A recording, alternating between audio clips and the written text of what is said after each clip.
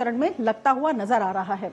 अगर दूसरे चरण की बात करते हैं तो बीजेपी के पास 18 सीटें थी। 2021 में बीजेपी ने पहले चरण में 18 सीटें हासिल की थी, 12.68% जो जीत का प्रतिशत था। लेकिन अगर हम 2026 के दूसरे चरण की बात करते हैं तो यहां पर भी बीजेपी ने एक बड़ी छलांग लगाई है। 78 सीटें बीजेपी को यहां मिलती हुई दिखाई दे रही हैं। टीएमसी की बात करते हैं, टीएमसी को दूसरे चरण में 123 सीटें मिली थी, 86.62% जीत का प्रतिशत था। लेकिन 2026 की बात करें तो दूसरे चरण में टीएमसी अभी 62 पर है। तो ये अपने आप में दिखाता है कि किस तरह से लगातार जो है बीजेपी ने न केवल पहले चरण में बल्कि दूसरे चरण में भी एक बड़ा झटका टीएमसी को यहां पर दिया है। तमाम मुद्दे हैं जो इसके लिए जिम्मेदार हैं, तमाम कारण हैं, तमाम जो प्रतिशत हैं वो इसमें है। लेकिन अब हम आपको ये भी बताएंगे जो कांटे की टक्कर है वो कहां कहां पर है, क्योंकि ये भी बहुत महत्वपूर्ण हो जाता है। अगर हम पश्चिम बंगाल की बात करते हैं तो पश्चिम बंगाल ही सबके नजरों में है इस वक्त। अगर हम बागदा की बात करें तो यहाँ पर बीजेपी की सोमा ठाकुर है, 40,699 है, 16,525 वोटों से ये आगे चल रही हैं। टीएमसी की मधुपर्णा ठाकुर इनसे पीछे चल रही हैं। अगर हम बात करते हैं बहरामपुर पश्चिम बंगाल सीट की तो अधीर रंजन चौधरी हैं कांग्रेस के, वो पीछे चल रहे हैं। 7,621 सीटों से टीएमसी के उम्मीदवार से ये पीछे चल रहे हैं। अगर हम बात करें भवानीपुर की, भवानीपुर पर सबकी नजरें लगी हुई थी क्योंकि यहाँ पर शुवेंदु अधिकारी का जो सीधा दावा था कि ममता बनर्जी को वो पीछे छोड़ देंगे, यहाँ पर फिलहाल ममता बनर्जी आगे चल रही हैं। यहाँ कभी शुवेंदु अधिकारी आगे दिखाई देते हैं, कभी ममता बनर्जी आगे दिखाई देती हैं। तो यहाँ पर भी अभी फिलहाल ममता बनर्जी 17,371 से आगे चल रही हैं। अगर हम बात करें दिनहाटा सीट की तो यहाँ पर बीजेपी के अजय रॉय हैं, 18,489 सीट से आगे चल रहे हैं और टीएमसी पीछे चल रही है। उदयन गुहा जो है वो पीछे चल रहे हैं। अगर हम माता बंगा की बात करते हैं तो निशीथ प्रमाणिक जो बीजेपी के उम्मीदवार हैं वो आगे चल रहे हैं 19,915 सीटों से। इसमें यह भी महत्वपूर्ण है कि जो वोटों का अंतर है वो कितने हजार से है, एक बड़े अंतर के साथ ये पीछे चल रहे हैं, आगे चल रहे हैं। इसके साथ ही अगर हम बात करेंगे नंदीग्राम की तो नंदीग्राम पर भी सबकी नजर लगी हुई थी क्योंकि यही वो सीट थी जिस पर ममता बनर्जी को शुवेंदु अधिकारी ने हराया था और इसमें शुवेंदु अधिकारी जो हैं वो आगे चल रहे हैं 3,874 वोटों से। तो कांटे की टक्कर यहां पर दिखाई दे रही है। अगर हम पश्चिम बंगाल की बात करते हैं, हम अगर कुछ और राज्यों की तरफ जाते हैं, केरलम की अगर हम बात करते हैं तो यहां पर दिखाते हैं किस तरह से कांटे की टक्कर है। कंजिरापल्ली है केरलम से जो कि एन जयराम है, ये पीछे चल रहे हैं और बीजेपी यहां पर जो है ये 13,284 यहां पर सीटों का अंतर है। तो अपने आप में देख सकते हैं कि कांटे का मुकाबला है और तमाम राज्यों में तस्वीरें जो हैं बदलती हुई दिखाई दे रही हैं। सीधे ले चलते हैं आपको स्टूडियो। जनादेश के प्रायोजक हैं सेल सिक्योर टीएमटी, देश का सरिया। सेल सिक्योर टीएमटी, देश का भरोसा।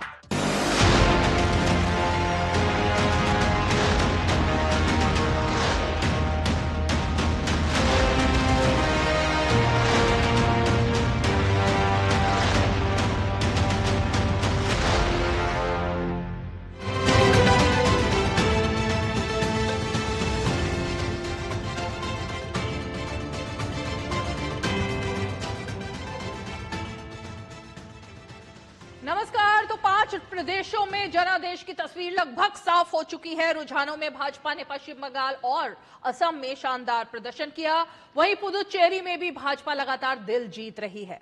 तमिलनाडु की बात करें तो वहां पर साउथ सुपरस्टार विजय की नई नवेली पार्टी टीवीके ने अद्भुत प्रदर्शन किया है, जबकि केरलम में एलडीएफ और यूडीएफ में टक्कर चल रही है। और तस्वीर साफ होने लगी है तो भाजपा के कार्यकर्ता जश्न मनाने लगे और एक दूसरे का मुंह मीठा करवाने लगे। कई शानदार तस्वीरें, जानदार तस्वीरें सामने आई हैं और हर तस्वीर आप तक हम सबसे पहले पहुंचाने की कोशिश करेंगे। और एक बड़ी खबर यह भी है इस बीच कि आज शाम को PM Narendra Modi BJP headquarter पहुंचेंगे। आगे बढ़े उससे पहले देख लेते हैं इस वक्त की नजर, एक डाल लेते हैं हेडलाइन।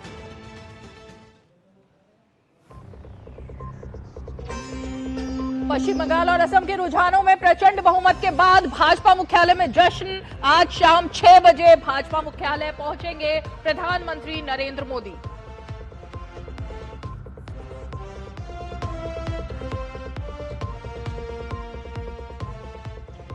पश्चिम बंगाल के रुझानों में बीजेपी ने बहुमत का आंकड़ा पार किया। सदमे में टीएमसी और ममता दीदी, कांग्रेस का नहीं खुला खाता। राज्य में विजय जुलूस पर लगा दी गई है रोक।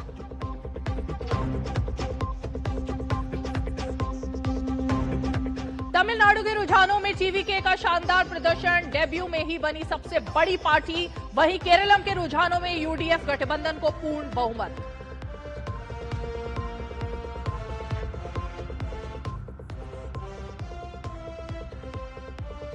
और असम के रुझानों में बीजेपी ने लगाती हुई दिख रही है हैट्रिक। और रुझानों में पूर्ण बहुमत के बाद असम में बीजेपी कार्यकर्ताओं में देखा गया जबरदस्त जोश और पहले से भी खराब प्रदर्शन रहा कांग्रेस का।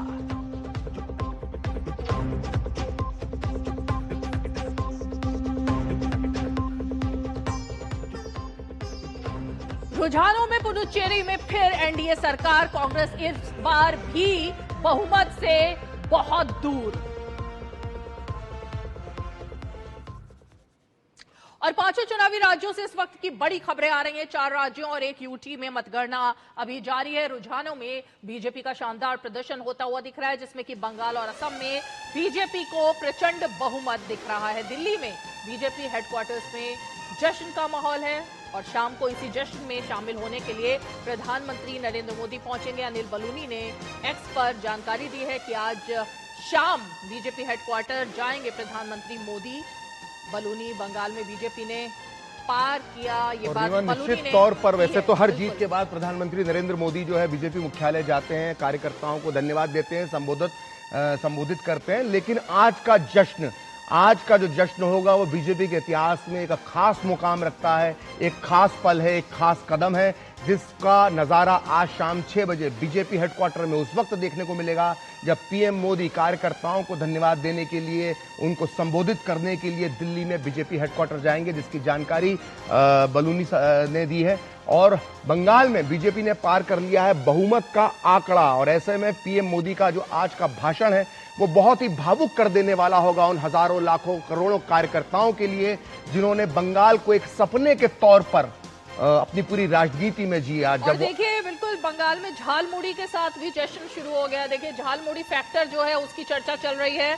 बीजेपी कार्यालय में भी बांटी गई है झालमुड़ी। अच्छा, अभी तक हम सुनते थे मिठाइयां बांटते थे, अभी पहली बार जो है वो झालमुड़ी बट रही है। झाल का जो वो कहते हैं ना, झाल मतलब मिर्ची, तुझको मिर्ची लगी तो मैं क्या करूं, वो गाना बड़ा पॉपुलर हो गया था इस बार बंगाल के चुनाव में। तो कोलकाता पुलिस ने लेकिन विजय जुलूस पर आज के लिए रोक लगा दी है। ये बहुत अच्छा फैसला है, ये बहुत ही इस फैसले की तारीफ की जानी चाहिए। कलकत्ता पुलिस ने जो लिया है, दल को जश्न की अनुमति आज नहीं है, जो भी जश्न है वो कल यानी 5 मई या उसके बाद ही जुलूस निकाले जा सकेंगे। तो ये चुनाव आयोग की तरफ से ये फैसला लिया गया है। और ये देखिए, ये रीमा जब हमने 2021 में देखा कि किस तरह से नंगा नाच टीएमसी के गुंडों ने किया था, किस तरह से गांव-गांव में महिलाओं के रेप किए गए बीजेपी का समर्थन करने वाली महिला कार्यकर्ताओं के साथ, दर्जनों बीजेपी कार्यकर्ताओं की हत्या की गई और मूक दर्शक बनकर उस वक्त ममता सरकार की जो पुलिस थी वो बैठी रही। लेकिन ये परिवर्तन, बंगाल में परिवर्तन हम 1977 के बाद देख रहे हैं, जब गुंडा राज नहीं एक रामराज के दर्शन हो रहे हैं कि जब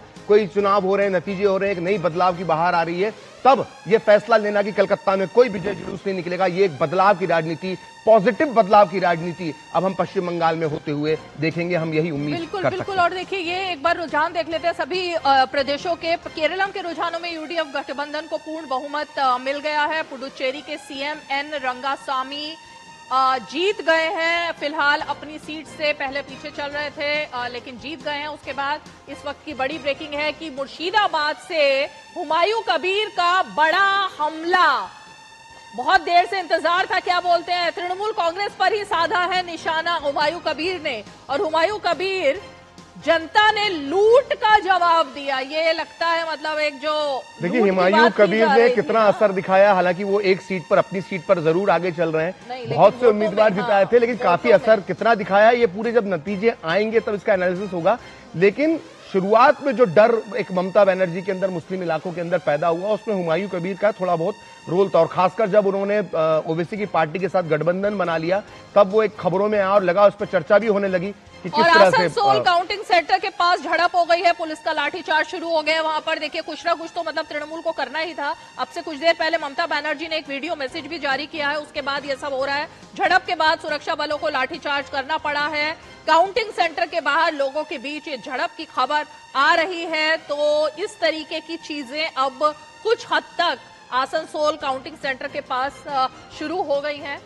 लगता है कि जो वीडियो मैसेज लेकिन जारी जिस किया तरह का ममता इतिहास बनर्जी ने, पश्चिम उसका बंगाल असर की उनके सियासत का रहा है, कार्यकर्ताओं चुनावी पर। हिंसा का जो इतिहास रहा है, उस हिसाब से चुनाव आयोग और मुख्य चुनाव आयुक्त ज्ञानेश कुमार बधाई के पात्र है कि एक भी व्यक्ति की मृत्यु नहीं हुई चुनाव के दौरान, और उसके बाद भी अभी तक हम देख रहे हैं शांति बनी हुई है। तो कहीं ना कहीं प्रशासन और चुनाव आयोग को इसको लेकर एक बधाई दी जाना चाहिए कि अभी जो दोपहर के 1 बज चुका है और करीब करीब शांतिपूर्ण है। आसनसोल से जरूर एक घटना और सामने टीवी के सबसे बड़ी पार्टी बन गई है तमिलनाडु में, डेब्यू में ही सबसे बड़ी पार्टी बनकर के उभरी है और विजय के लिए ये बहुत बड़ा चुनाव और एक बहुत बड़ी जीत मानी जा रही है। उनके कार्यकर्ताओं में जबरदस्त जोश है। घर की सुरक्षा भी बढ़ा दी गई है। किसी को उम्मीद नहीं थी कि टीवीके में विजय साबित होंगे, तो बहुत बड़ी जीत टीवीके की पहले ही चुनाव में साबित हो रही है। तो ये आप पश्चिम बंगाल और दिल्ली में भाजपा मुख्यालय से ये तस्वीरें आप देख रहे हैं। बीजेपी का दोनों ही जगह पर ये सेलिब्रेशन शुरू हो गया है। एक तरीके से वो कहते हैं ना, सिंदूर खेला। महिलाएं वैसे खेलती हैं, लेकिन यहाँ पुरुषों में भी सिंदूर खेला और देखिए चल रहा है भगवा पश्चिम जो बंगाल में सिंदूर पूरा। लगाया जा रहा है, और ये बिल्कुल। देखिए भगवा से जो है बंगाल का बहुत पुराना रिश्ता है। अगर हम हिंदुत्व की बात करते हैं, भगवा की बात करते हैं, तो अगर हिंदुत्व की जड़ें, हिंदुत्व के बीज अगर किसी एक राज्य में जिसने हिंदुत्व को दिशा दी है, हिंदुत्व का दर्शन दिया है, तो वो पश्चिम बंगाल है। अगर हम आजादी के आंदोलन के पहले की बात करें, हम वंदे मातरम की बात करें, हम अगर भारत माता की जिस हम तस्वीर की हम पूजा करते हैं और उसकी बात करें, या हम स्वामी विवेकानंद रामकृष्ण परमहंस की बात करें, अरविंदो की बात करें, तो ये बंगाल की भूमि है जिसने हिंदुत्व को खाद पानी दिया। और वहीं पर बिल्कुल, अगर मैं गैर राजनीतिक बात कर रहा हूं, इसलिए मैंने श्याम प्रसाद मुखर्जी का नाम नहीं लिया। तो हिंदुत्व की विचारधारा को जिस धरती ने पुष्पित पल्लवित किया, ये दुर्भाग्य की बात थी कि वहां पर उस तरह से बीजेपी नहीं आ पाई, लेकिन अब हिंदुत्व भगवा लहराता हुआ उसी हिंदुत्व की और देखिए पूरी 293 सीटों के अब रुझान है। बीजेपी 193 पर आगे चल रही है, टीएमसी 95 पर आगे चल रही है और अदर्स के खाते में 5 सीटें जाती हुई दिखाई दे रही हैं। तो 193 यानी 190 का आंकड़ा भी बीजेपी ने पार कर लिया है। बहुत सारे लोग बात कर रहे थे, राजनीतिक विश्लेषक, की 170 प्लस के आसपास होगा, लेकिन 190 प्लस बीजेपी अब जाती हुई दिख रही है। असम के आंकड़े भी 126 सीटों के रुझान आ गए हैं। 98 पर बीजेपी, कांग्रेस 26 और AIUDF 2 और अदर्स 0, यानी एक तरीके से बीजेपी और एलाइज जो हैं वो 100 के आंकड़े पर पहुंच गए हैं। और ये केरलम का जो आंकड़ा है, बड़े सुंदर ग्राफिक्स देखिए हमारे डीडी न्यूज की ग्राफिक्स टीम ने बनाया। तो केरलम की जो 140 सीटें हैं, इसके रुझान आ गए। वामपंथी पार्टियों का संगठन LDF 35 सीटों पर सिमटता हुआ दिखाई दे रहा है। कांग्रेस के लिए एक अच्छी खबर है, कांग्रेस और मुस्लिम लीग और अन्य पार्टियों का जो गठबंधन है वो 102 सीटों पर, जिसे UDF के नाम से जाना जाता है, वो 102 सीटों पर आगे चल रहा है। और बीजेपी ने 3 सीटों पर अभी बढ़त बना रखी है, जो बीजेपी के लिए अच्छी खबर है। और इसलिए हम ये कह सकते हैं कि बीजेपी ने पश्चिम बंगाल में कुछ इसी तरह से शुरुआत की थी और आज हम देख सकते हैं पश्चिम बंगाल में कहां पहुंच गई। बात अभी तमिलनाडु की।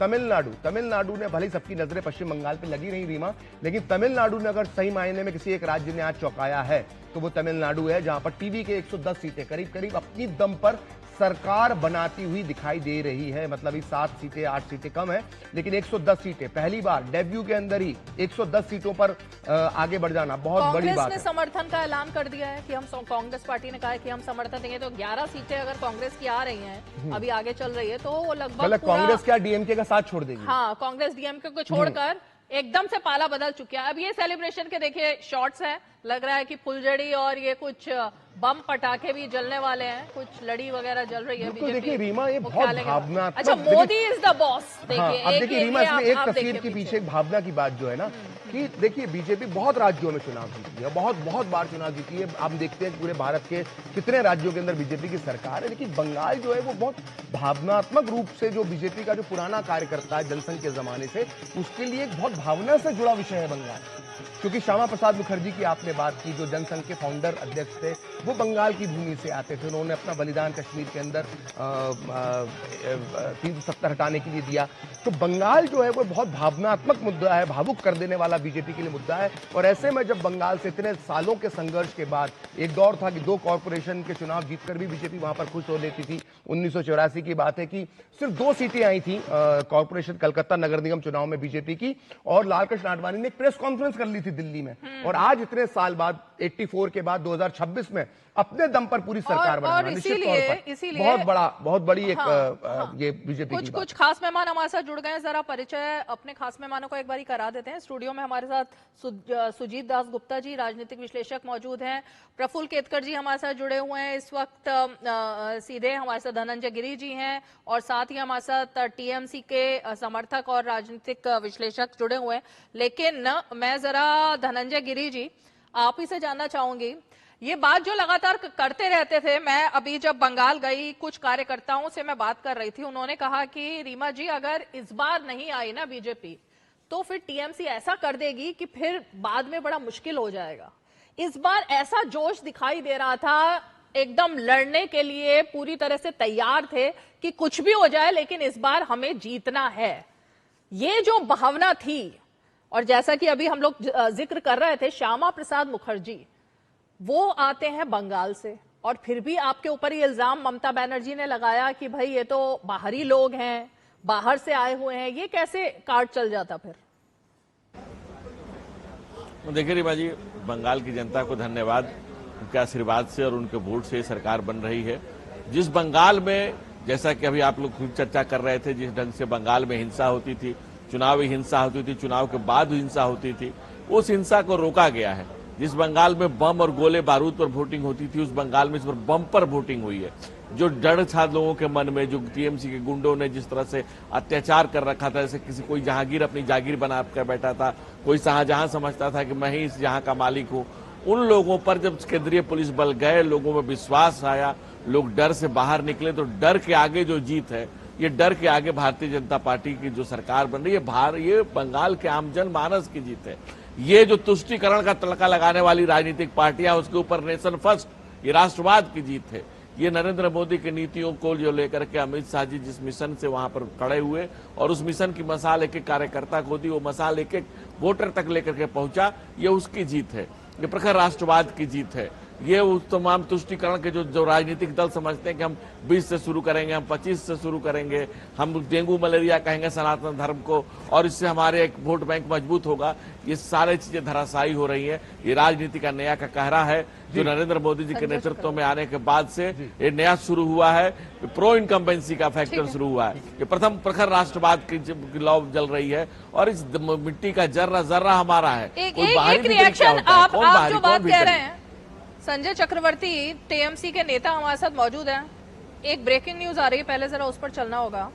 इस वक्त की बड़ी खबर, असम के जोरहाट से कांग्रेस के गौरव गोगोई हार गए हैं। बहुत ही बड़ी खबर है। राहुल गांधी तो शायद है नहीं यहाँ पर। कांग्रेस को अब नए सिरे से सोचना पड़ेगा कि वो पार्टी किस दिशा में जा रही है। मतलब सोचिए, इतनी एंटी इनकम्बेंसी होना चाहिए थी कांग्रेस के फेवर में, और वहां पर जिनके नेतृत्व में चुनाव लड़ रही थी वही हार गए। और गौरव गोगोई को छोटा मोटा चेहरा नहीं, आप देखेंगे जब भी बहस शुरू होती है लोकसभा में, तो जो शुरुआत विपक्ष की तरफ से जो राहुल गांधी करवाते हैं, गौरव गोगोई मोड पर इस बार हेमंतो बिस्व शर्मा इनके खिलाफ थे। गौरव गोगोई को लेकर पाकिस्तान कनेक्शन तक के आरोप जो लगे थे, और उन्होंने तो पूरे प्रूफ के साथ दिए थे, और एक तरीके से मानहानि का दावा भी कर दिया था इन लोगों के ऊपर, कांग्रेस के कई नेताओं पर। पवन खेड़ा काउंटर किया गया, जो काउंटर पवन खेड़ा ने किया, वो एक बहुत बहुत बड़ी राजनीतिक भूल माना जाएगा। अगर हम पिछले 7-8 साल की हम 5 ब्लंडर हर पार्टी की निकालें, तो सबसे ऊपर जो ब्लंडर मानी जाएगी जो पवन खेड़ा की प्रेस कॉन्फ्रेंस थी, जिसमें कथित तौर पर झूठे दस्तावेज पेश किए गए, दस्तावेजों के साथ छेड़छाड़ की गई, पाकिस्तानी नागरिक के एक पासपोर्ट के साथ छेड़छाड़ करके उसे हेमंता की पत्नी के पासपोर्ट बताने की कोशिश की गई। जो मीडिया रिपोर्ट्स है, मैं उनके आधार पर कह रहा हूं, वो जो सेल्फ गोल या जो रणनीति जिसने भी बनाई थी, चाहे उसके पीछे पवन खेड़ा का दिमाग था चाहे जिसका था, वो एक बूमरैंग कर गया और वो आखिर ट्रम्प कार्ड था, बिल्कुल इलेक्शन के एक दिन पहले किया था। और अगर कुछ तस्वीरें, हैरानी की बात यह है कि इतनी बड़ी गलती करने के बाद जिन पवन खेड़ा से सवाल पार्टी के अंदर पूछा जाना चाहिए था, जब वो कोर्ट की कार्रवाइयों से बचबुचाकर जैसे तैसे जमानत शर्तों पर लेकर आए, तो कल बेशर्मी के साथ, माफ कीजिएगा मैं शब्द इस्तेमाल कर रहा हूं, लेकिन बेशर्मी के साथ कांग्रेस कार्यकर्ता ऐसे उनका स्वागत दिल्ली एयरपोर्ट पे कर रहे थे जैसे कि ना जाने कौन सा स्वतंत्रता आंदोलन। नहीं, लेकिन आपके इन सब सवालों का जवाब आज शाम को 5 बजे जयराम रमेश और पवन खेड़ा प्रेस कॉन्फ्रेंस भी करने वाले हैं, उसमें शायद मिल जाएगा। तो असम में बट रहा है ना, पेड़ा तो जब बटेगा तब बटेगा, लेकिन अगर कुछ तस्वीरें इस चुनाव की याद रखी जाएंगी तो वो तस्वीर भी याद रखी जाएगी जिसमें सारे मीडिया जो है वो उस गाड़ी की तस्वीर लेना चाहते थे जिसमें पवन खेड़ा बैठे हुए थे और वो एकदम नीचे छुपने की कोशिश कर रहे थे कि मैं फ्रेम में ना हूं, तो वो भी तस्वीरें बहुत ज्यादा वायरल हुई। मानसिकता को समझने के लिए कि 100 से कम सीटें आती हैं तो सुप्रिया श्रीनेत ऐसे एंट्री मारती हैं अपनी आईटी सेल के दफ्तर में जैसे जाने 400 सीटें जीती है, जैसे 1984 में कभी राजीव गांधी ने जीती थी। पवन खेड़ा जो है जमानत ले हुआ के बड़ी मुश्किल से माफी मांग कर जो आते हैं अपनी करके कि मुझे छोड़ दो, किस तरह के तर्क दिए जाते हैं, उसके बाद वो एक स्वतंत्रता सेनानी की तरह उनका स्वागत किया जाता है। तो ये सोचने की अब कांग्रेस को जरूरत है। यहां पे प्रफुल्ल जी से मैं एक सवाल पूछना चाहूंगा और मैं इसलिए प्रफुल्ल जी से सवाल पूछना चाहूंगा कि हमारे पास जितने भी गेस्ट मौजूद हैं वो सभी ज्ञानी गुणी हैं, इसमें कोई शक नहीं है, लेकिन मेरा मन में जो सवाल उठ रहा है मुझे लगता है कि उसका जवाब सिर्फ प्रफुल्ल केतकर ही दे सकते हैं।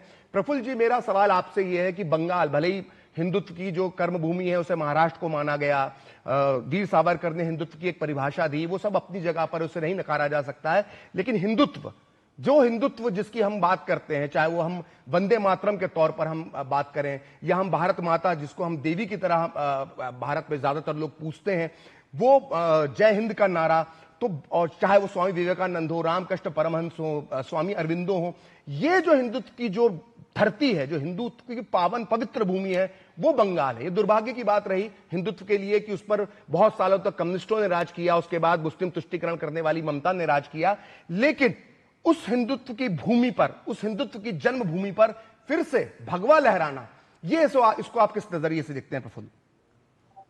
देखिए प्रखर, आप एक महत्वपूर्ण बात भूल रहे हो। 1867 में बंगाल में हिंदू मेलों का रिवाइवल हुआ था, बिल्कुल, और चंद्रनाथ बसु ने पहली बार हिंदुर प्रकृतिर इतिहास, पहली बार हिंदुत्व शब्द और हिंदुत्व की व्याख्या करने का प्रयास भी उसी बंगाल की धरती से हुआ था। और बाकी तो रामकृष्ण परमहंस, स्वामी विवेकानंद, श्री अरविंदो, उनकी सारी लीगेसी हम जानते ही है जी। श्यामा प्रसाद मुखर्जी नेहरू की गवर्नमेंट से निकलना, उसका प्रमुख आधार ही यही था कि आप बंगाल उस समय के इस पाकिस्तान से आने वाले हिंदुओं के साथ न्याय नहीं कर रहे हो। और उसके बाद उन्होंने जनसंघ की स्थापना की, राष्ट्रीय स्वयंसेवक संघ ने उसके लिए उनको मदद भी की। वो पहले पार्टी बनाने के पक्ष में थे राष्ट्रीय स्वयंसेवक संघ की, राष्ट्रीय स्वयंसेवक संघ ने सब साफ मना कर दिया और उसके बाद ये पार्टी बनी। 1957 के बाद प्रखर हुआ क्या कि जो कम्युनिस्ट पार्टी जिसने ये सारे इलीगल माइग्रेशन की नींव रखी, उसी कांग्रेस की नीति को आगे बढ़ाती गई। उन्होंने सारे के सारे, खास करके जो मराई जापी का कांड हुआ था 1969 में, उसके बाद कम्युनिस्ट पार्टी ने एक तरीके से ये इस इलीगल माइग्रेशन को वोट बैंक की उसी राजनीति को आगे बढ़ाया और उसको क्लास का कैरेक्टर दे दिया। इवन वहां से आए हुए हिंदुओं की स्थिति को भी उन्होंने क्लास का कैरेक्टर दे दिया। कांग्रेस क्योंकि इस मामले में बहुत ही वीक थी और जनसंघ, श्यामा प्रसाद मुखर्जी का दुर्भाग्यपूर्ण निधन होने के बाद उस तरीके से संगठन के रूप में वहां पे नहीं फैल पाई, उसका फायदा कम्युनिस्ट पार्टी ने उठाया। 1977 के बाद आज तक कांग्रेस वहां पे वापसी नहीं कर पाई है। उसका मूलभूत कारण जिस तरीके से बंगाल की मूल अस्मिता के साथ धोखा हुआ था। टीएमसी सत्ता में आने के बाद एग्जैक्टली उसी नीति को आगे बढ़ाती गई और प्रशांत किशोर ने तो जिस तरीके से पिछली बार ये किया था कि ममता बनर्जी तो 25-30% के आगे से तो शुरू करती है, बाकी तो 70% में तो डिवाइड ही करना होता है। ये जो मानसिकता है, इसको मुझे लगता है डेंट दिया है बीजेपी ने, डिसाइसिव डेंट दिया है। पहला वायलेंस चाहते हैं कि मुस्लिम तुष्टीकरण की राजनीति का अंत हो गया, मुस्लिम तुष्टीकरण की पॉलिटिक्स राजनीति की जो है, खबर 2014 जो में है, राष्ट्रीय वो स्तर पश्चिम पर बंगाल खत्म में हुआ खुद था, गई। आज बंगाल में वेटो पॉलिटिक्स खत्म हो गया। जी, एक ब्रेक लेना है, लेकिन ब्रेक पर जाने से पहले एक बार संजय चक्रवर्ती जी क्विक रिएक्शन आपसे लेना चाहेंगे कि ये तो तुष्टीकरण की हार हुई है ना। फिर जो एक मतदाता आप चुनते थे कि हमारे वोट कट गए, हमारे वोट कट गए, वो हमारे वोट जो थे उन्होंने ही आपको हरा दिया क्या? 27 लाख वोट किसके कटे? बताइए, आप ही से तो 27 पूछ रहे हैं। लाख वोट, वही तो मैं भी आपसे पूछ रहा हूँ, 27 लाख वोट किसे कटे? दूसरी बात, जिस तरीके से बता रहे हैं कि वहां पे अब शांति आएगी, वो आएगी, मैं तो कहता हूँ ज्ञानेश कुमार जी को प्राइम मिनिस्टर हो जाना चाहिए और ज्ञानेश कुमार जी को एक बार मणिपुर भेज देना चाहिए। वहां पे भी वो शांति ले आएंगे, मेरे ख्याल से ज्यादा अच्छा रहेगा। शांति तो खैर लाई है, आप लोगों के बस में रहता तो आपने किस तरह वही से तो आप कह रहा लोगों ने किया वो तो हूँ, देख ही नहीं लिया। मणिपुर में तो हमारी सरकार नहीं है। हाँ। मणिपुर में तो भैया बीजेपी की डबल इंजन की सरकार है, 3 साल से जल रहा है। वहां पे अब जाकर होगी डबल इंजन की सरकार बंगाल में। नहीं, बंगाल में वही अब कह होगी रहे हैं डबल कि इंजन। मणिपुर, अब जो मणिपुर हुआ है कहीं बंगाल ना हो जाए। ये जो दिक्कत तो मेट्रो ये है। की 500 मीटर की जो जमीन अभी तक नहीं दे पाए, बराबर जिसकी होता वजह है से क्या? 2008 कुछ से भी मेट्रो करते नहीं बन पाई, शायद अब होगी वो।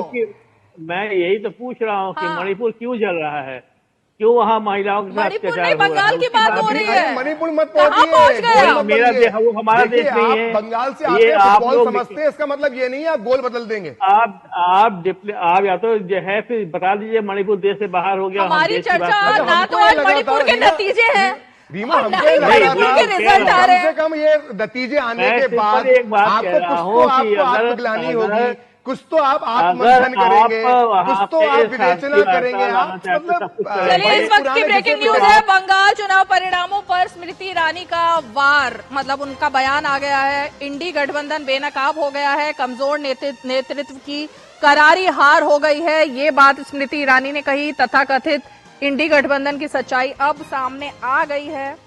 लेकिन ये इंडी गठबंधन रीमा है क्या? मैं एक बार ये थोड़ा सिर्फ सा सत्ता के लिए सुरजीत, किया मैं गया आपको- असफल प्रयोग था। एक बार ये बयान पढ़ लेते हैं इनका। जी। और पूरे चुनाव में राहुल गांधी दिशा नहीं दे पाए, राहुल गांधी दिशा नहीं दे पाए। अच्छा, उन्होंने एक रैली तो शायद 1 या 2 रैलियां तो की। ये जो बयान स्मृति ईरानी का आया है, ये बहुत कुछ कहता है कि इंडी गठबंधन की जो विसंगति इस पूरे 5 राज्यों के चुनाव में हम देख रहे हैं कि आप जो है वो तमिलनाडु में लेफ्ट के साथ लड़ रहे हैं और केरल में उनके ही खिलाफ लड़ रहे हैं।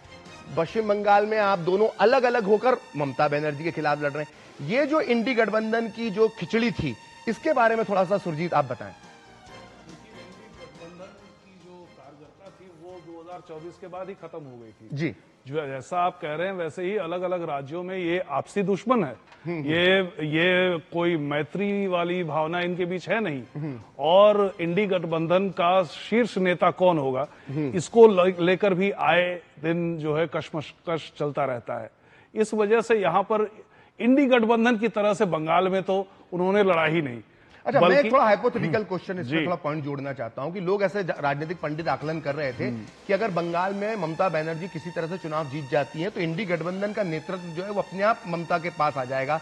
तो कांग्रेस के लिए ये भी एक चिंता की बात थी, लोग इस तरह की चर्चा कर रहे थे। जी, वैसे तो अटकलें ये भी लगाई जा रही थी कि ममता को इसलिए वहां पे राज करने दिया जा रहा है कि मोदी जी नहीं चाहते कि जो है पूरा का पूरा फोकस, एक बार जब ममता खत्म हो जाए तो पूरा का पूरा फोकस राहुल गांधी पर आ जाए। ये सब तो कंस्पिरेसी थियरीज है, अरे ये इस सब तरह की कंस्पिरेसी theories में थियरीज सर है। क्या रखा है, लेकिन झालमुड़ी और गाने के साथ देखिए अब जश्न मन रहा है और महिला कार्यकर्ता जो हैं उन्हीं में ही जश्न का माहौल है। और देखिए, हम शुरू से कह रहे हैं कि इस बार ये जो मैंडेट आया है ना सभी राज्यों में, इसमें सबसे बड़ी भूमिका जो रही है वो नारी शक्ति की, महिला वोटर्स की रही है। क्योंकि महिला वोटर्स ने इस बार अपनी सुरक्षा को चुना है, सशक्तिकरण को चुना है, वो किसी के झांसे में नहीं आई हैं। और बंगाल में तो उनको पीटा तक गया है। अभी 2 दिन पहले की घटना है जब जहांगीर खान के समर्थकों ने पीटा, उसके बावजूद भी महिलाएं जो हैं वो डटी रही। तो ये नारी शक्ति ने इस बार करके दिखाया। ये वो जो दृश्य आए थे जो सारे टीवी चैनल्स ने दिखाए, उसमें जब फाल्टा विधानसभा के जो हाशिम नगर की महिलाएं जब सामने आई तो वो मेरे हिसाब से, मेरी जो समझ कहती है, मुझे वो पहला संकेत मिला कि ममता की सरकार गई, 4 मई दीदी गई। वो जो नारा था वो उस दिन होता हुआ दिखाई दिया कि सड़क पर उस भय को, उस डर को, उस टीएमसी के गुंडे राज को चुनौती देते हुए महिलाओं का फाल्टा में सड़कों पर निकल आना और अपनी बात कहना, जबकि नतीजे भी नहीं आए हैं। ये बता रहा था कि जो भय की शासन जो इतने साल तक चल रहा था महिलाओं ने इस बंगाल बार में, कर वो हो दिखाया गया। कि उन्हें क्या चाहिए। चलिए एक ब्रेक ले लेते हैं छोटा सा। उस एक बीमारी ने हमारी जिंदगी बदल दी। हॉस्पिटल का बिल इतना था कि ना तो घर खर्च के पैसे बचे, ना EMI भरने के। लेकिन फिर कुछ ऐसा हुआ जिसकी हमें उम्मीद नहीं थी। सर, आपका हेल्थ इंश्योरेंस क्लेम अप्रूव हो गया है। पॉलिसी बाजार ऐप पर 1 करोड़ का हेल्थ इंश्योरेंस सिर्फ 550 रुपए महीने से शुरू। हर सपना किसी मजबूत नींव पर खड़ा होता है। हर पुल, हर इमारत, हर सफर भारत की प्रगति की डोर है। Steel authority of India limited, जहां विज्ञान सपनों को आकाश देता है, वहां भी है सेल। सेल देश की सुरक्षा का अटूट कवच। जहां स्वास्थ्य और देखभाल की बात हो, वहां भी है सेल। हर घर, हर सपना, हर विजय देश के कण कण में छुपा है। सेल का भरोसा हर किसी की जिंदगी से जुड़ा हुआ है। सेल। तो देखिए, इस वक्त की बड़ी खबर जो है वो यही है कि बीजेपी 192 सीटों पर आगे चल रही है पश्चिम बंगाल में, और 96 सीटों पर जाकर के सिमटती हुई दिख रही है। 118 सीटों का नुकसान इस वक्त अगर किसी को दिख रहा है तो वो है तृणमूल कांग्रेस, और 0-0 यानी अदर्स कांग्रेस किसी की तरफ एक भी सीट बनती हुई नहीं दिख रही है। सिर्फ जो मुकाबला था वो बीजेपी वर्सेस टीएमसी का था, और टीएमसी इस बार, उसको एक तरीके से कहें कि बहुत तगड़ा झटका इस बार लग रहा है। और देखिए, जिस तरह से कोलकाता स्थित बीजेपी पार्टी से जो तस्वीरें आ रही है, बता रही हैं कि बीजेपी के लिए कितनी बड़ी है, और जीत का जश्न वहां पर जारी है। और कोलकाता में जो बीजेपी पार्टी मुख्यालय है, वहां से देखिए हमारे संवाददाता नीरज की एक खास रिपोर्ट। जो जीत है उसका जो जश्न है मनाया जा रहा है। भगवा होली खेली जा रही है। देखिए, हम लोग पश्चिम बांग्ला में इज्जत के साथ नहीं रहता। हमारा आज खुशी का दिन है, इसलिए हम लोग अबीर खेल रही है। आपको उम्मीद थी कि इतनी बड़ी जीत होगी? क्योंकि हम लोग 2013 से लड़ाई कर रहे हैं कामदूनी मामला में, हमको तो इंसाफ नहीं मिला था। तो बीजेपी सरकार आएगा, इंसाफ नहीं मिलेगा हम लोग को, तो इसलिए नतून सरकार आएगा हमारा पश्चिम बांग्ला में। हम लोग बहुत खुश है। बहुत धन्यवाद देता हूँ कोलकाता का सबका निवासी को, और नरेंद्र मोदी जी को बहुत धन्यवाद देना चाहता हूँ, अमित शाह जी को, और यहाँ का जो जनता जनार्दन ने मूड को परिवर्तन किए हैं। कैसे यहाँ पे बीजेपी सरकार बनेगा, अंग बंग कलिंग। आज कल बंग हो गया है और कलिंग तो हो चुका था, और भारत वर्ष में मोदी लहरी जैसे था, फिर एक बार प्रमाण के साथ अमित शाह जी का रणहुंकार, और शिक्षा मंत्री जो धर्मेंद्र प्रधान जी आए थे यहाँ पे, उनका जो रणनीति यहाँ पे रंग लाया। और सबसे बड़ा धन्यवाद देना चाहता हूँ, यहाँ पे लोगों का जो डर था, डर खत्म हो गया। जैसे लोग यहाँ पे डर के जी रहे थे। भयमुक्त बीजेपी सरकार और भयमुक्त हमारा बंगाल सरकार, सोनार बंगाल। एक बड़ा बदलाव पश्चिम बंगाल में दिखाई दे रहा है, और भारतीय जनता पार्टी जीत की ओर बढ़ रही है। कैमरामैन मोर मुकुट के साथ नीरज सिंह, डीडी न्यूज, कोलकाता। और एक बार जरा ये शॉट्स चलाइए दोबारा। अनिल बलूनी और उनकी पूरी टीम जो लगी हुई थी इस बार पश्चिम बंगाल में, वो सब अभी जश्न मनाते हुए दिखाई दे रहे थे। एक दूसरे को मिठाई खिला रहे थे, लड्डू खिला रहे थे। लेकिन चलिए, वहां पे अब लगता है कि प्रेस कॉन्फ्रेंस शुरू होने वाली है, तो थोड़ी देर में वहां पर भी चलेंगे। लेकिन जाहिर तौर पर ये एक बड़ी बात थी जिसका हम संकेत कर रहे थे। एक बार जरा अपनी सहयोगी कृतिका के पास चलते हैं, जो कुछ टैली के साथ हमारे साथ मौजूद है। शुक्रिया रीमा। तो सीधे तौर पर जनता ने अपना जनादेश सुना दिया है, और तो ऐसे में सीधे तौर पर हम अपने दर्शकों को दिखाते हैं कि 2021 और 2026 में आखिर वोट प्रतिशत कितना बदलता हुआ नजर आए। क्योंकि हम लगातार कहते हैं कि जनता जनार्दन है, और अगर आप जनता ने 5 साल आपको दिए हैं तो आप उसमें मेहनत कीजिए, जनता के लिए कुछ योजनाएं लाइए। लेकिन ऐसे में कई सारी पार्टियां ऐसी हैं जो सिर्फ अपने फायदे की बात करती हैं। फिलहाल 2021 और 2026 में कितना अंतर है वो इस समय हम आपको दिखा रहे हैं। असम की ये तस्वीर, जहां भारतीय जनता पार्टी को 2021 में 33% मतदान मिला था, लेकिन इस बार अगर हम वोट प्रतिशत देखें तो वो बढ़ता हुआ नजर आया, 40% तक वो पहुंचा है। इसके अलावा जेएमएम आरडी की अगर हम बात करें तो ये 0 से शुरू होकर जेएमएम 1.5% और साथ ही आरडी की अगर हम बात करें तो 2.54% वोट प्रतिशत इस बार मिला है। बीजेपी ने अपने वोट प्रतिशत में बढ़ोतरी की है, लेकिन इसके साथ ही तमिलनाडु की अगर हम बात करें तो तमिलनाडु में 2021 में डीएमके के खाते में 37% मतदान गया था, लेकिन वो जो मतदान प्रतिशत है वो इस बार कम होता नजर आया है। और इसके साथ ही एनटीके की अगर हम बात करें तो एनटीके का जो वोट प्रतिशत है वो भी कम हुआ है। पीएमके का वोट प्रतिशत है वो भी कम होता हुआ नजर आया है। डीएमके जो कि पिछली बार 2021 में 37% पर थी, वो इस बार घटकर 24% पर आ गई। वहीं एआईएडीएमके की अगर हम बात करें तो वो भी 33% से सीधा 22% पर छलांग लगा दी है। तो इसलिए कहा जाता है कि 5 साल जब जनता ने आपको मौका दिया है तो आप जी तोड़ मेहनत कीजिए जनता के लिए, ताकि अगले 5 साल बाद जब आप अपना कामकाज लेकर जनता के पास में जाएं तो उसमें पास हो ना कि फेल हो, और ये इस तरीके की तस्वीर बने। तमिलनाडु की बात हमने की, लेकिन तमिलनाडु के अलावा जो अगर और राज्यों की भी अगर हम बात करें तो वहां पर भी वोट प्रतिशत काफी कुछ अलग इस बार नजर आया है। केरलम की अगर हम बात करते हैं तो सीपीआई की जब हम बात करते हैं तो 7% मतदान मिला था 2021 में, लेकिन उसमें भी इस बार कमी हुई, 6% मतदान मिला सीपीआई को। और केईसीएम की अगर हम बात करें तो इसका भी वोट प्रतिशत इस बार घटता हुआ नजर आया है। केईसी की बात करें तो थोड़ा सा, बहुत माइनर सा इसमें थोड़ा बदलाव नजर आया और थोड़ा सा वोट प्रतिशत बढ़ा है। अगर हम कांग्रेस की बात करें केरलम में तो कांग्रेस का वोट प्रतिशत इस बार बढ़ा है, 25 से 29% पर कांग्रेस आई है। इसके साथ ही बीडीजेएस की अगर हम बात करें तो उसका वोट प्रतिशत थोड़ा सा बढ़ा, और अदर्स में अगर हम देखें तो अदर्स का यानी कि जो उम्मीदवार है उनका वोट प्रतिशत भी इस बार थोड़ा सा कम होता हुआ नजर आया। तो ये तो बात रही केरलम की, लेकिन केरलम के अलावा अगर और भी राज्यों की हम बात करें जिनका जनादेश आज लगातार हम सुबह से आप तक पहुंचा रहे हैं, तो पश्चिम बंगाल की अगर हम बात करें तो पश्चिम बंगाल में भारतीय जनता पार्टी ने एक अच्छी खासी छलांग लगाई है। 2021 की अगर हम बात करें तो 37% मतदान मिला था, और इसके साथ ही एआईएसएफ की अगर हम बात करें तो 0 से 1.78% पर कहीं ना कहीं पश्चिम बंगाल में पहुंचा है 2021 से 2026 में। और टीएमसी का वोट प्रतिशत जो कि 48% था वो इस बार 41.54% पर पहुंचा है।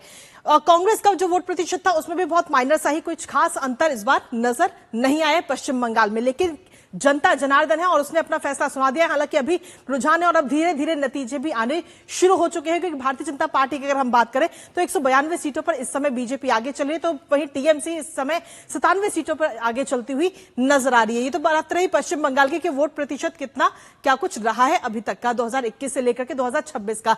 लेकिन अगर असम विधानसभा चुनाव में अगर हम अनुसूचित जाति आरक्षित जो सीटें हैं उनकी अगर हम बात करते हैं तो बीजेपी के खाते में 9 सीटों में से 4 सीटें जाती हैं, और वहीं जेएमएम, आरडी, बीओपीएफ, यूपीपीएल और अदर्स के खाते में 0 सीटें गई हैं। एक भी सीट उनके खाते में इससे जुड़ी हुई नहीं गई। बीजेपी के खाते में 4 सीटें गई हैं 9 में से, और कांग्रेस के खाते में 3 सीटें। वहीं एजीपी की बात करें तो 2 सीटें उसके खाते में भी इस बार गई हैं।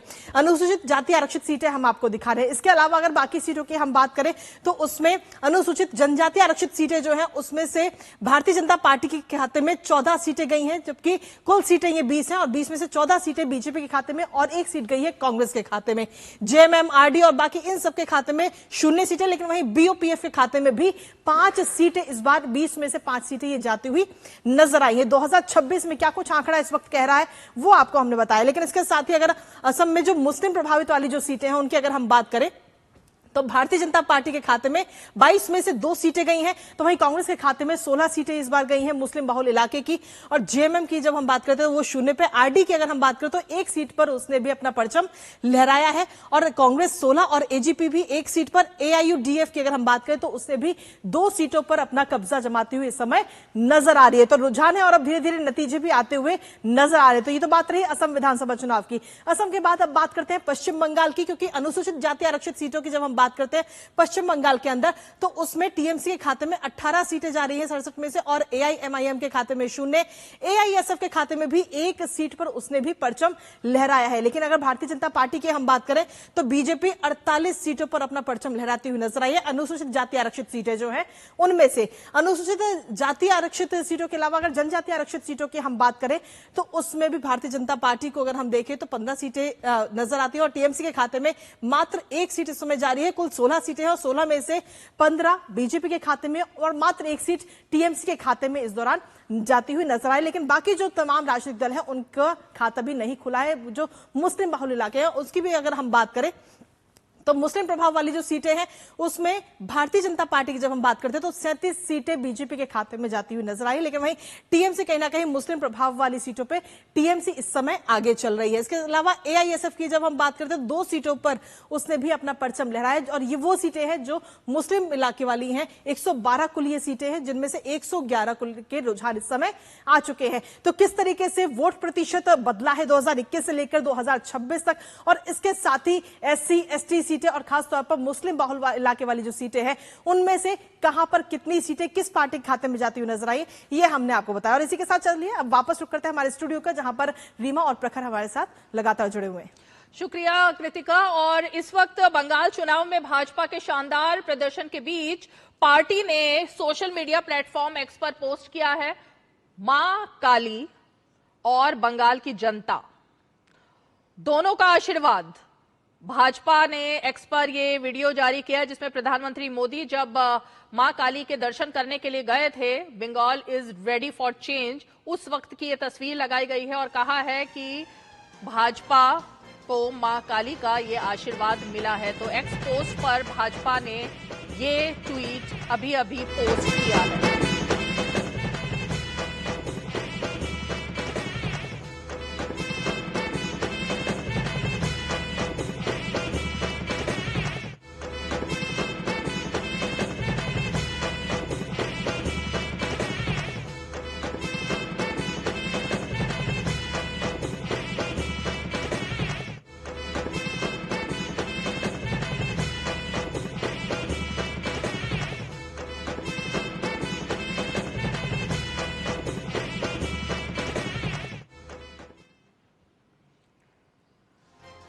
तो इस वक्त एक बड़ी ब्रेकिंग आ रही है। कोलकाता में भाजपा के उम्मीदवार, बीजेपी के उम्मीदवार स्वप्न दास गुप्ता ने दावा किया है कि बंगाल में बीजेपी की सरकार बनेगी। स्वप्न दास गुप्ता एक जाने माने वरिष्ठ पत्रकार रहे हैं, बीजेपी के नेता हैं। उनका यह दावा है इस बार चुनाव भी लड़ रहे थे वो दक्षिण बिल्कुल दक्षिण कोलकाता कोलकाता में पहली बार चुनाव लड़ रहे हैं और अब वो जीतने का दावा कर रहे हैं और स्वप्न दास गुप्ता की ये प्रतिक्रिया सामने आई है।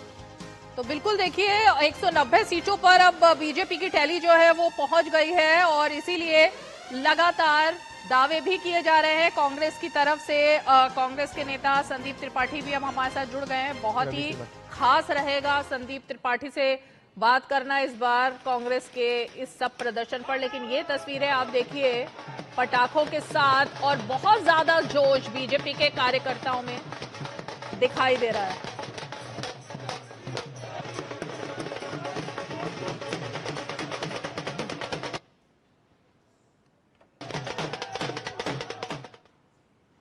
तो जी देखिए, मेरे मन में एक सवाल है थोड़ा। सुरजीत, मुझे लगता है कि सुरजीत दास गुप्ता पश्चिम बंगाल को बहुत बेहतर तरीके से समझते हैं और वो इस सवाल का जवाब दे पाएंगे। देखिए, अगर हमने जब प्रफुल्ल जी से जब मैंने बात की थी तो 3 नारों की बात की थी, वंदे मातरम, भारत माता की जय, जय हिंद, और ये तीनों नारे बंगाल से जुड़े हुए हैं और जो बीजेपी के लिए बहुत ही एक भावनात्मक ये तीनों नारे हैं। लेकिन अगर हम पश्चिम बंगाल में टीएमसी की राजनीति की बात करें तो 3 नारे निकल के अलग अलग दौर के उनके समझ में आते हैं। जैसे उनका एक नारा था खेला होवे, जो पिछले चुनाव में दिया था। ये नारा बेसिकली शमीम उस्मान एक आवामी पार्टी के नेता होते थे, बांग्लादेश से आया। मां माटी मानुस, जिसको बहुत बड़ा ऐसा भारत में मान लिया गया कि ये ममता बनर्जी ने नारा दिया है, लेकिन हकीकत में इस नारे को बांग्लादेश की पूर्व प्रधानमंत्री खालिदा जिया ने 1991 के चुनाव में दिया था। इसके बाद 2026 में जो नारा गूंजा जय बांग्ला, ये नारा भी बांग्लादेश से आयातित नारा था। ये शेख मुजीबुर रहमान ने 1971 के जब पाकिस्तान के साथ संघर्ष चल रहा था उस समय दिया था। तो कुल मिलाकर पश्चिम बंगाल की राजनीति में जो ममता बनर्जी पर बांग्लादेशी घुसपैठी मुसलमानों का साथ देने के आरोप लगते हैं, बल्कि वो चुनावी नारे भी जो हैं वो कहीं ना कहीं से बांग्लादेश से इंपोर्ट करती हैं, जबकि बीजेपी के जो नारे हैं जिसको वो बाहरी पार्टी बोलती थी, वो सारे नारे बंगाल से जुड़े हुए थे। तृणमूल कांग्रेस का कैंपेन अपने आप में हास्यास्पद जी, देखिए, जिन लोगों ने बांग्ला अस्मिता की बात की जी, उन्होंने बांग्ला भाषा के साथ ऐसी छेड़छाड़ की।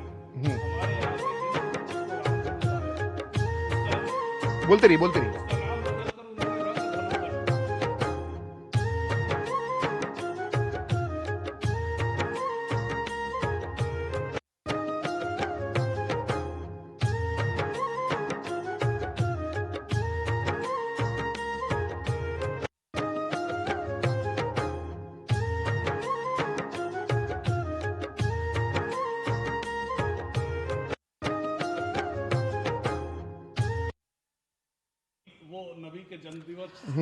अच्छा, आपको जरा रोकना चाहेंगे, हमारे सहयोगी गुवाहाटी में अश्वनी भी इस वक्त मौजूद हैं। अश्वनी के पास जरा चलते हैं, वो बहुत सुंदर तस्वीरों के साथ शायद वहां पर खड़े हुए हैं। अश्वनी, जरा तस्वीरें दिखाइए, क्या तस्वीरें हैं? क्योंकि जश्न का माहौल तो दिखाई दे रहा है, लेकिन कुछ खास तस्वीरें।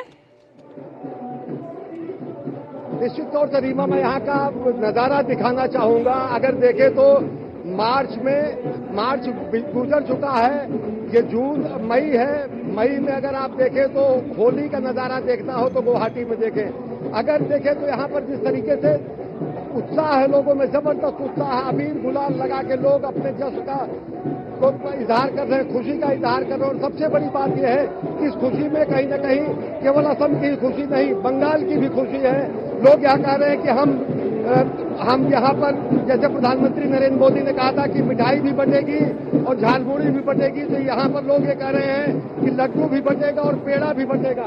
हाँ, पेड़ा तो बटेगा, लेकिन अश्वनी हेमंतो जी जो है ना, वो वहाँ महिलाओं के लिए काका हैं, तो काका के लिए आपके साथ कुछ महिलाएं भी खड़ी हुई हैं, कुछ कहेंगी? जी, हम उन्हीं से मुखातिब हो रहे थे। हम आपसे जानना चाहेंगे कैसे इस खुशी का इजहार करेंगी और कितनी बड़ी जीत है। बीजेपी की जीत के साथ साथ देख रहे हैं मातृशक्ति बहुत बड़ी संख्या में यहाँ पर है।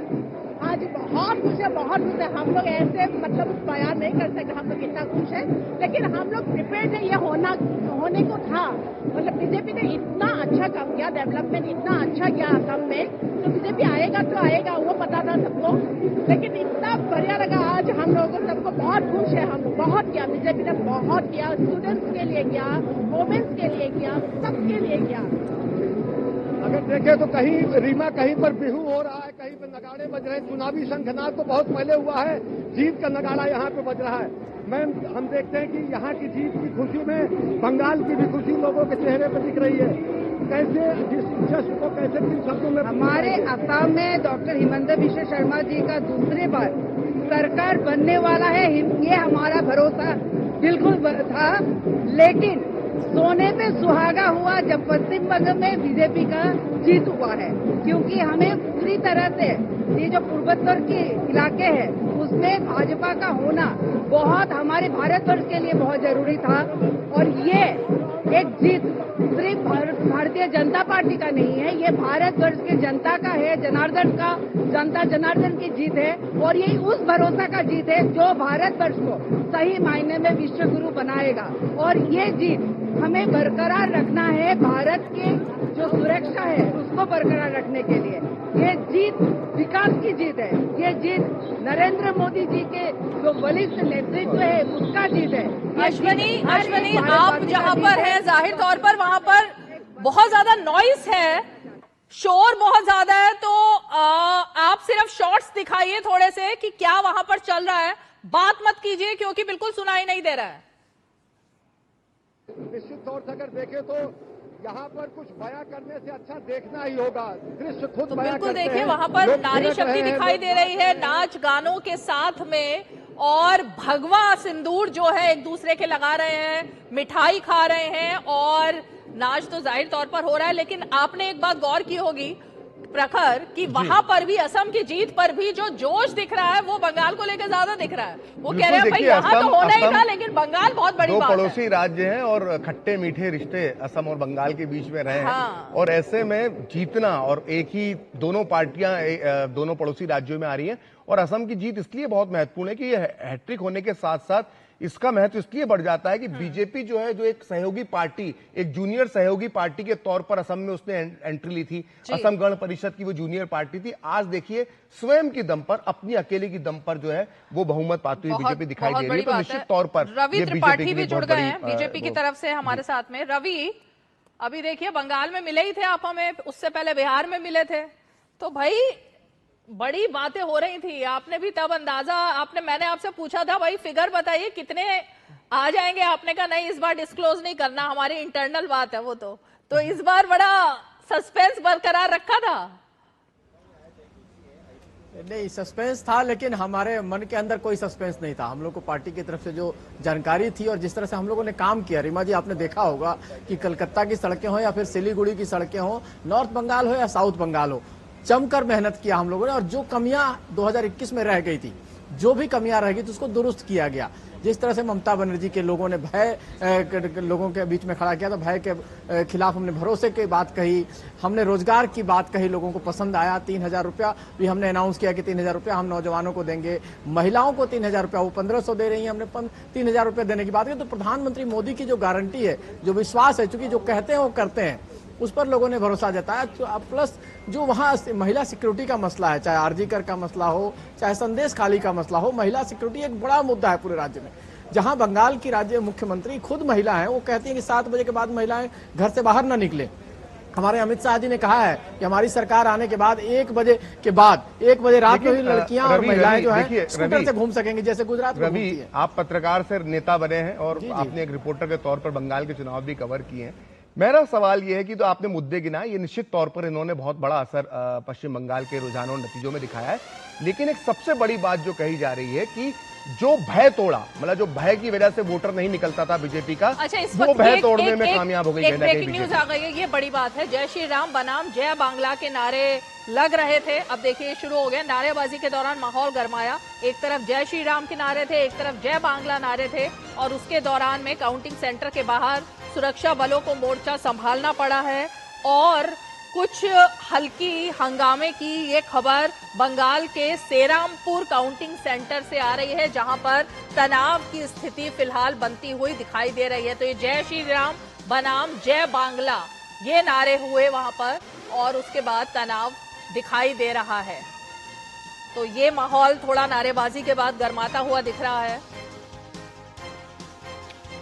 अभी फिलहाल रवि त्रिपाठी जी, इस पर जरा आप जवाब दीजिए। देखिए, जिस तरीके की चीजें सामने आई और ममता बनर्जी ने जिस तरह से अपना वीडियो मैसेज जारी किया, और उसके बाद ये अब तनाव भी हो रहा है, फिर नारेबाजी शुरू हो गई है जय बांग्ला की, और यही चीजें बीच में भी दिखाई दे रही थी कि 4 मई के बाद दिखाई देंगी। नहीं हो, जानबूझ के देखिए ममता बनर्जी कंफ्यूजन फैलाने की कोशिश कर रही हैं। जय माँ काली, जय माँ दुर्गा कहने में हमारे लोग, हमारे कार्यकर्ता कहीं संकोच नहीं करते हैं। हम भी वही कह रहे, और आज भी हमारा यही नारा है, जय माँ काली। जय श्री राम हमारा नारा है भाई साहब, आज से नहीं है, 1980 के दशक से है। पूरे उत्तर प्रदेश में, पूरे हिंदुस्तान में ये नारा है, और उस नारे के तहत हम काम करते हैं, कोई दिक्कत नहीं है। जय सिया राम, जय श्री राम और जय माँ काली, जय जगन्नाथ, सारे नारे हम लगाते हैं। हम तो जिस जगह जैसा देश वैसा वेश के हिसाब से काम करते हैं जी। जहां पता है कि बंगाल में माँ काली की पूजा होती है, माँ दुर्गा की पूजा होती है, तो हमने सबने पूजा किया है। काली घाट जाके पूजा किया आपने, सबने वहां आपको दक्षिणेश्वर काली जाके पूजा किया। तो कहीं संकोच नहीं है। ममता बनर्जी जानबूझकर राज्य में पैनिक पैदा करना चाहती है। हार गई हैं, उनको पता है वो हार चुकी हैं, और हारने के बाद अब उनका कुछ नहीं होने वाला है। तो एक पैनिक जैसी स्थिति खड़ा करना है। जिस मुख्यमंत्री ने ये बयान दिया हो कि 1 सेकंड में अगर मैं किसी कौम को बोल दूंगी तो वो पूरे बंगाल को तबाह कर देगा। मेरा सवाल जो आपसे पहले था वो यही था कि क्या आपने जो सारी वजह बताई वो अपनी जगह पर है, लेकिन जिस तरह से बीजेपी एक तरह से भय तोड़ने में कामयाब हो गई। जो भय रहता था वोटर को, बीजेपी का वोटर निकलता नहीं था, खासकर दक्षिणी बंगाल के अंदर ही ज्यादा देखा जाता था जहां पर शहरी आबादी है। क्या ये भी एक बड़ा फैक्टर आप रवि मानते हैं? सबसे बड़ा फैक्टर है, आपको बताऊं कि एक फैक्टर नहीं है, ये सबसे बड़ा फैक्टर है। सारा कुछ करने के बाद अगर भय के वजह से हमारा वोटर वोट नहीं दे पाएगा तो हम क्या कर लेंगे।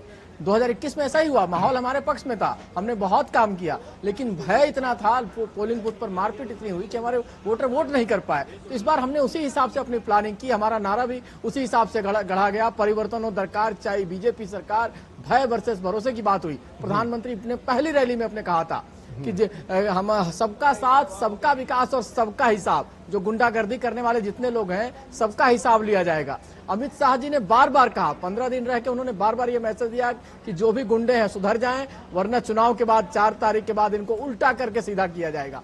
तो एक मैसेजिंग का काम, और साथ साथ चुनाव आयोग ने बड़ा अहम रोल निभाया। देखिए, आप जानते हैं कि 2005 का बिहार का चुनाव जो जंगल राज से मुक्ति वाला चुनाव था, 2011 में टीएमसी की सरकार आती है, जो लेफ्ट की सरकार, बंगाल में चुनाव परिवर्तन होता है, और अब 2026 में ये तीनों चुनाव सिमिलर चुनाव है। देखिएगा तो तीनों में गुंडागर्दी, जंगल राज, लोगों को डराना, धमकाना और वोट लेने वाली ट्रेडिशन थी। लेकिन चुनाव आयोग ने निष्पक्ष चुनाव कराया तो बिहार में सत्ता परिवर्तन हुआ, लालू गए, नीतीश आए। 2011 में चुनाव आयोग ने निष्पक्ष चुनाव कराया तो 33 साल की लेफ्ट की सरकार गई और ममता बनर्जी आई, और वही ममता बनर्जी उसी ट्रेंड को फॉलो करती रही। तो आज 2026 में 15 साल के बाद वो विदा हो गई हैं और अब हम सरकार में आए हैं। ठीक। प्रफुल्ल जी, जो रवि की आपने पूरी बात सुनी, रवि ने तमाम मुद्दे गिनाए, सब चीजें बातें हुई, लेकिन एक बात का जिक्र रवि ने नहीं किया। क्यों नहीं किया मुझे नहीं मालूम, लेकिन मुस्लिम तुष्टीकरण की इंतहा, जो अति मुस्लिम तुष्टीकरण की ममता बनर्जी ने अपनी सरकार के दौरान खासकर पिछले 5 साल के अंदर जो बना दी थी, क्या वो भी उनको उसका भी खामियाजा भुगतना पड़ रहा है प्रफुल्ल? बिल्कुल, मैं मानता हूं कि एसआईआर को उन्होंने जिस तरीके से मुद्दा बनाया जी, वो मतलब उनके पास सारे लीगल ऑप्शंस थे, वो सुप्रीम कोर्ट तक लड़ रही थी, सुप्रीम कोर्ट में भी वो एसआईआर लेकर गई, लेकिन उसका मैसेजिंग जो रहा वो अल्टीमेटली यही रहा कि इलीगल माइग्रेंट्स को वोटर बनाए रखने के लिए वो सारा ये कर रही है। जिस तरीके से मुहर्रम और इसका दुर्गा पूजा का मामला हुआ था, वो भी हमने देखा। तो ये सारी चीजें ये बताती है कि वो जिस तरीके से मुस्लिम वोट्स को भी ग्रांटेड पकड़ रही थी। मुर्शिदाबाद में क्या हुआ है, वहां पे सेक्युलर फ्रंट ने 2 सीटें निकाल ली है, हुमायूं कबीर अपनी सीट निकाल रहा है। तो मुस्लिम वोटर जिसके भरोसे वो 25% 30% की बात करती थी, वो भी इकट्ठा उसके पीछे नहीं रहा, ये सीधे सीधे दिखाता है। बंगाल का सामान्य जो पुराना मुस्लिम वोटर है और इलीगल इमिग्रेंट है, इनके बीच में भी कहीं ना कहीं एक टकराव का माहौल, यदि हम मालदा मुर्शिदाबाद का वोटिंग और बाकी बंगाल का वोटिंग देखते हैं तो सीधे सीधे दिखता है। तो और दूसरी तरफ उनकी इस रणनीति ने हिंदू वोट को और हिंदू अस्मिता को फिर से कंसोलिडेट कर दिया, बीजेपी की पॉलिटिक्स को एक बहुत बड़ी स्पेस क्रिएट कर दी।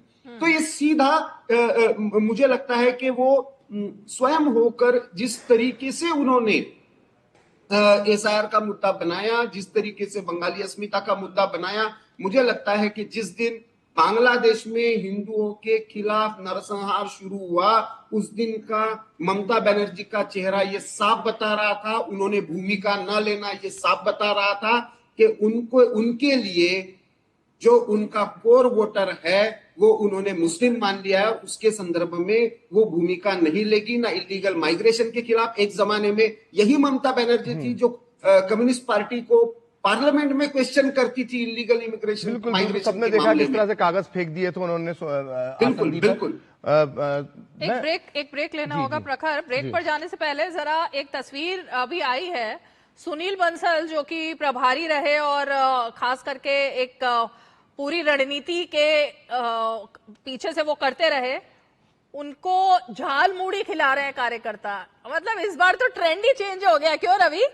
इस बार मिठाई कोई नहीं खिला रहा है एक दूसरे को, झाल मूड़ी खिलाई जा रही है। ये देखिए, ये भी तस्वीरें आ गई है बीजेपी मुख्यालय से, एक दूसरे को मिठाई खिलाते हुए पूरी वो टीम है बीजेपी प्रवक्ताओं की और खासकर उन नेताओं की जो कि पश्चिम बंगाल में डटे रहे थे पूरे चुनाव के दौरान। सारे ये पैनलिस्ट और प्रवक्ता दिखाई दे रहे हैं बीजेपी पार्टी के, वो सब यहाँ पर कुछ झाल मूड़ी खा रहे हैं। आई थिंक ये भी झाल मूड़ी खा रहे हैं और रसगुल्ला रोशोगुल्ला, मतलब बंगाल में इसको बोलेंगे रोशोगुल्ला खा रहे हैं और झाल मूड़ी खा रहे हैं। अगर ये तस्वीर रीमा अगर प्रतीक बन गया झाल मूड़ी, लेकिन रीमा अगर यही तस्वीरें अगर असम से आएंगी तो आपको क्या लगता है क्या खा रहे होंगे असम में बीजेपी के नेता? हाँ, ये भी एक, असम में भी वैसे रोशोगुल्ला बहुत चलता है, लेकिन इस चुनाव में क्या एक ऐसी डिश है जो लगता है कि बीजेपी की कार्यकर्ता जो है वो खाते हुए दिखाई देंगे? ये एक बहुत अहम सवाल है। इस बार तो गौमछा दिखाई दिया था वैसे पूरे चुनाव में, जिसमें प्रधानमंत्री ने भी गौमछे को हिला दिया था। अश्विनी का लाइव सुना हो, जो गुवाहाटी से हमारे संवाददाता अश्विनी लाइव दे रहे थे, कह रहे थे पेड़ा भी बन रहा है वहाँ पर। अच्छा, आप पेड़े के पीछे अभी रुकिए,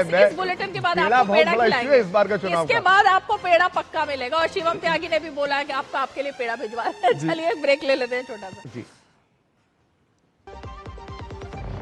हर सपना किसी मजबूत नींव पर खड़ा होता है।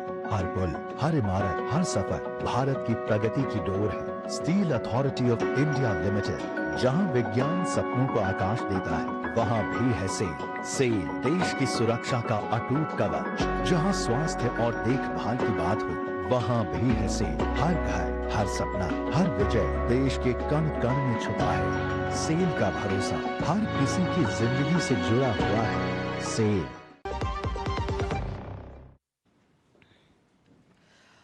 तो बंगाल चुनाव में झाल मूड़ी जो है वो तो जीत का प्रतीक बन ही गया है और हम देख रहे हैं कि चाहे वो बीजेपी का मुख्यालय हो या फिर कि पश्चिम बंगाल में बंगाल हो, तो मतलब बंगाल में बीजेपी का ऑफिस हो, सभी जगह सिर्फ झाल मूड़ी ही एक दूसरे को खिला रहे हैं। इस बार रसगुल्ला के साथ साथ झाल मूड़ी को जिस तरह से ट्रेंड करवा दिया है ना प्रधानमंत्री ने, वो एक बहुत बड़ी बात सबसे है। ये प्रधानमंत्री मोदी की, मतलब क्योंकि जीत गए इसलिए कहने वाली बात नहीं है, लेकिन पार्थी। हर चुनाव में नजर आता है वो कुछ एक चीज ऐसी करते हैं जिसको उस वक्त ना पत्रकार समझ पाते हैं ना राजनीतिक पंडित समझ पाते हैं कि ये क्यों किया, इसके पीछे क्या वजह है, अचानक वाहन रुका, झालमुड़ी ली, लेकिन उसका जो बाद में असर होता है, और उसमें बीजेपी के कार्यकर्ताओं को भी श्रेय देना चाहिए कि वो फिर उसको एम्प्लीफाई करते हैं। तो ये जो चीज कोई मुद्दा नहीं थी, जो कोई जिसके बारे में कोई चर्चा नहीं कर रहा था, स्थिति ये हो गई कि ममता बनर्जी को सब्जियां खरीदनी पड़ी। मैं एक बार थोड़ा सा सुरजीत से समझना चाहूंगा कि बंगाल को, अगर जब हम बंगाल की राजनीति को इतने सालों से जब बात कर रहे हैं, तो कहीं ना कहीं बंगाल की राजनीति के अंदर ये बातचीत आती है, उत्तरी बंगाल और दक्षिणी बंगाल। उत्तरी बंगाल में 2021 में बीजेपी बहुत मजबूत बनकर उभरी थी, इस बार भी लग रहा था कि उतनी ही सीटें वहां पर वो बढ़ा सकती है, लेकिन दक्षिणी बंगाल को लेकर एक अलग सोच थी कि ये ममता का गढ़ है, ये ममता का गढ़ है, यही मीडिया के लोग भी बता रहे थे, यही राजनीतिक पंडित बता रहे थे, यही पोलस्टर बता रहे थे। असल में है क्या दक्षिण बंगाल, और कैसे दक्षिण बंगाल में ममता का किला ढह गया इस बार, इसका थोड़ा सा विश्लेषण आप कीजिए। देखिए, एक बात जो आलोचना होती थी पत्रकारिता को लेकर जी, और फिर राजनीति को लेकर भी कि ये बाहरी वर्सेस अंदरूनी जी, इसमें इतना तो सच है कि आकलन कई बार गलत हो जाते हैं। ये जो आपने उत्तरी बंगाल और दक्षिणी बंगाल की बात की जी, आपने देखा होगा कि भाजपा को सबसे पहले सफलता जो मिलनी शुरू हुई थी उस राज्य में, वो उत्तर बंगाल में होनी शुरू हुई। उन्होंने प्रवेश भी राज्य को उत्तर की दिशा से ही किया था। उसके पीछे बड़ा कारण ये था कि शिलीगुड़ी का जो चिकन नेक जो कॉरिडोर है, वहां के जो बंगाली हिंदू हैं, उनको ये समझाने